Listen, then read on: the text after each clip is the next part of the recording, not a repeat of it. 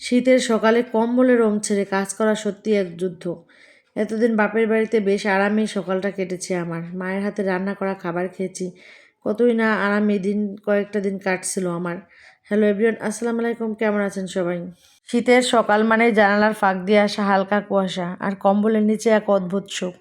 অ্যালার্মটা যখন বেজে ওঠে তখন মনে হয় দুনিয়ার সব কাজ একদিকে আর আমার নরম কম্বলটা আরেকদিকে। কিন্তু মন বলে যে ফিস ফিস করে যে ওঠো, আর মস্তিষ্ক বলে যে আরেকটু ঘুমাই। কিন্তু মনের কাছে আর পরে হেরেই যাই। আমার ওঠা লাগে অ্যালার্ম যখন বেজে যায়। সকালে রান্নাবান্না ডিউটি যেহেতু আমার, তো আজকে খুদ ভাত রান্না করছি আর ডিম ভাজি করছি ঝুড়া ঝুড়া করে। আর এই যে দেখেন শুটকি মাছ ভর্তা করব।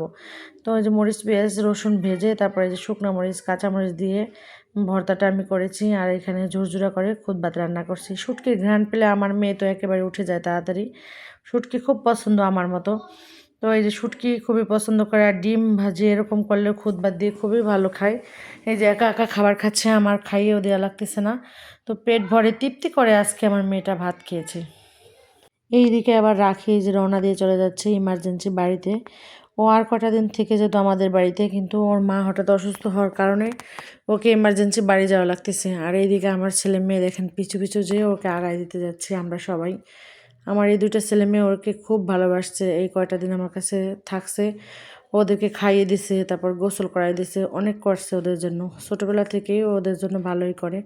আর এই যে আমার ভাই এসে ওকে নিয়ে যাচ্ছে।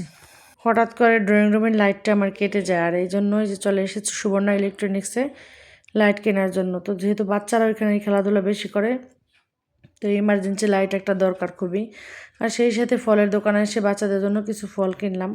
ছোটো কমলাটা বাচ্চারা বেশি পছন্দ করে, এটা যেহেতু মিষ্টি আর এটা খায় বেশি। সাথে নিয়েছি আনার নাশপাতি আর নিয়েছি আপেল। তো এই ফলগুলো বাচ্চারা আমার পছন্দ করে খুব। তো ফল কয়েকদিন ধরে কেনা হয় না, যেহেতু বেড়ায় আসার পরে ফল ওদের খাওয়ানোই হয় না। আর এই যে দেখেন এই কমলাগুলো কত সুন্দর দেখা যায়, কিন্তু এটা হচ্ছে ছোটো কমলাটা, প্যাকেট কমলাটাই বেশি মিষ্টি। ওটা টক যেহেতু বাচ্চারা খেতেও চায় না। বাচ্চারা একটু মিষ্টির প্রতি পাগল বেশি, ওরা মিষ্টি জিনিসই পছন্দ করে। ফল কেনার পরে দেখলাম টক বড়ি, কত সুন্দর দেখতেও খুবই সুন্দর। আর এটা ধনিয়া পাতা দিয়ে মাখা কিন্তু খুবই ভালো লাগবে। এই জন্য আমি এখান থেকে বড়ই নিয়েছি আর নিয়েছি হরিতকি। হরিতকি কত বছর পরে দেখলাম। তো হরিতকিটা তিতা লাগে কিন্তু পানি খেলে তারপরে মিষ্টি লাগে। আর এটা যেহেতু ভেষজ, এটা কিন্তু অনেক উপকারী একটা ফল। এখানে দুইটাই ছিল, শুকনা ছিল একটা, কাঁচা ছিল। তো আমি কাঁচাটাই নিয়েছি হরিতকি। আর এখান থেকে বেশ কিছু আমলকিও নিয়েছি। বিকালবেলা বাচ্চারা যেহেতু একটু খেলাধুলা করে উঠোন দিয়ে, তো উঠোনটা একটু পরিষ্কার না করলে তো হয় না। তাই তো আমি উঠোনটা একটু ঝাড়ু দিয়ে দিলাম। আর এই যে দেখেন শৈত্যপ্রবাহ শুরু হয়ে জামা কাপড় তো শুকাই না। কয়েকটা দিন ধরে একই জামা কাপড় 2-3 দিন ধরে নাড়তেছি, তাও শুকায় না। তো এই জামা কাপড়গুলো একটু উঠাই নিয়ে আসলাম। সন্ধ্যাও হয়ে এসেছে প্রায়।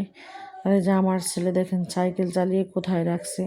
আর এই সাইকেলটা দেখা যাচ্ছে কি কয়েক বছর হয়ে গেছে সাইকেলটা। আমার বড় মেয়ের সময় কিনে দিয়েছি 3 বছরের সময়। সাইকেলটার বয়সও ভালোই হয়েছে, আর এখনও যত্ন করে রেখে দিয়েছি সাইকেলটা আমি। আমার বড় মেয়ের সাইকেল এটা, আর এখন আমার যমজ ছেলে মেয়ে দুজন চালায় সাইকেলটা। সাইকেলটা ভালোই সার্ভিস দিয়েছে এই কয়টা বছর ধরে। নতুন লাইট লাগিয়ে দেখলাম যে কেমন কি আলো হয়, তো দেখি বেশ ভালোই আলো হয়েছে। আর ড্রয়িং রুম যেহেতু, এটা আলো না থাকলে কেমন যেন লাগে, আর বাচ্চারা খেলাধুলা করে বসে।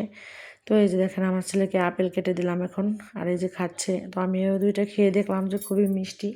এখনকার আপেল খুবই মিষ্টি লাগে, আর আমার ছেলের খুবই ফল পছন্দ।